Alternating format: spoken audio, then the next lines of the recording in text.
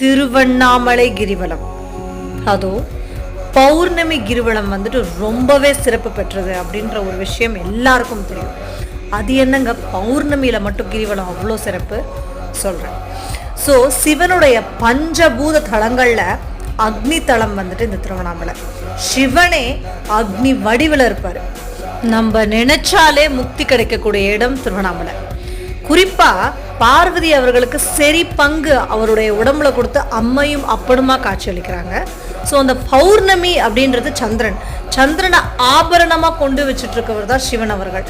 அப்போ பௌர்ணமி அப்போ சந்திரனுடைய பிரகாசமும் சக்தியும் ஜாஸ்தியா இருக்கும் பொழுது ஆபரணமா வச்சுட்டு இருக்க சிவனுடைய அருளும் அபிரமிதமா இருக்கும்.